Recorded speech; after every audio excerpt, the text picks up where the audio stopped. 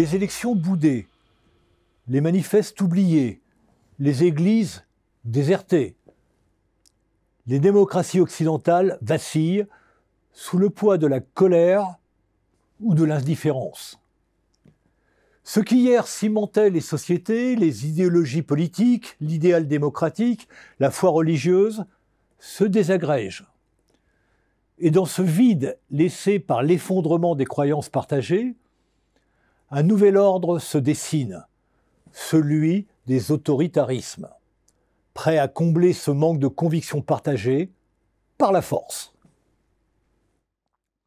Communisme, socialisme, capitalisme, libertarisme, tous ces ismes, ces grandes doctrines autrefois piliers des débats politiques en Occident, n'inspirent plus. Dévoyées ou discréditées par l'histoire, elles peinent à fédérer autour de projets collectifs.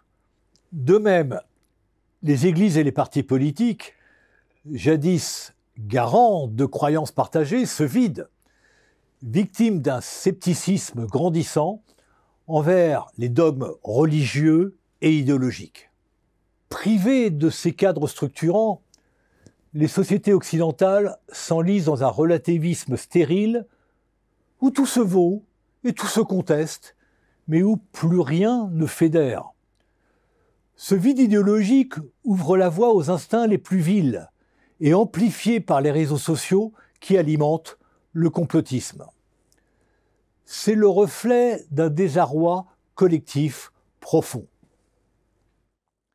Face au vide laissé par l'effondrement des anciennes croyances, de nouveaux leaders surgissent, porteurs de mouvements autoritaires et populistes, parfois teintés de néofascisme, voire le néonazisme allemand, désormais soutenu par Elon Musk. Ces idéologies s'appuient sur des facteurs émotionnels puissants, la peur, la colère, l'incertitude, pour imposer des normes coercitives. Là où les démocraties tentent encore de convaincre par le débat, leurs leaders, à peine élus, gouvernent vite par la contrainte. Aujourd'hui, sur les 8 milliards d'êtres humains vivant sur Terre, seul 1 milliard vit dans des démocraties à l'occidentale. La majorité évolue donc sous des régimes autoritaires, qu'ils soient religieux ou séculiers.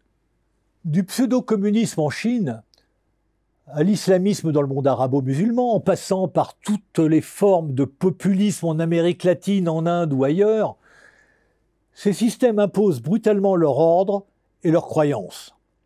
Leur conviction, c'est que l'unité par la contrainte prévaut sur la liberté individuelle.